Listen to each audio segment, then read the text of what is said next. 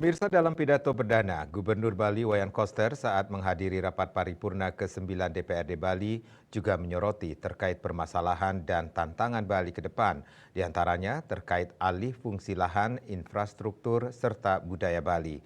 Menurut Wayan Koster, selain memberi manfaat positif bagi kesejahteraan dan kebahagiaan kehidupan masyarakat Bali, pembangunan Bali juga menimbulkan permasalahan terhadap alam, manusia, dan kebudayaan Bali.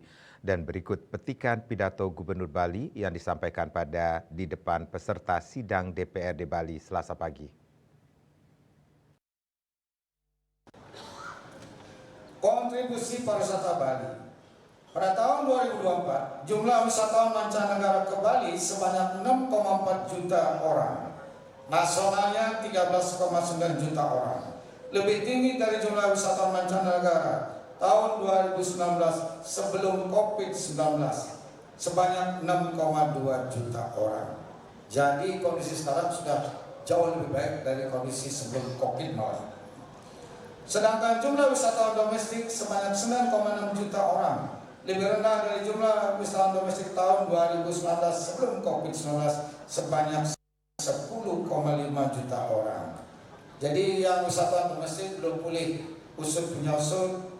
Ternyata memang ekonomi nasional Indonesia belum pulih betul, dan juga tiket penerbangan ke Bali itu cukup tinggi sehingga kurang memungkinkan masyarakat lokal Indonesia untuk terbang ke Bali berwisata. Sampai November 2024, kontribusi wisatawan mancanegara Bali terhadap total wisatawan mancanegara ke Indonesia sebesar 46%, sehingga pariwisata Bali menyumbang devisa sebesar 107 triliun atau sekitar 44% terhadap total devisa pariwisata Indonesia sebesar 243 triliun. Ini perlu menjadi perhatian kita semua. Posisi Bali punya kontribusi besar terhadap devisa pariwisata Indonesia. Penting menjadi perhatian serius kita semua bahwa pariwisata Bali memberi kontribusi sangat tinggi, yaitu 66% terhadap pertumbuhan ekonomi Bali.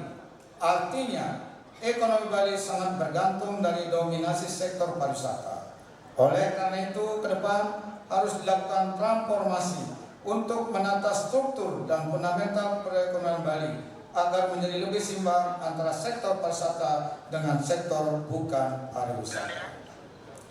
Hadirin sekalian yang kita hormati, selain memberi manfaat positif bagi kesejahteraan dan kebahagiaan kehidupan masyarakat Bali, pembangunan Bali juga menimbulkan permasalahan terhadap alam, manusia, dan kebudayaan Bali.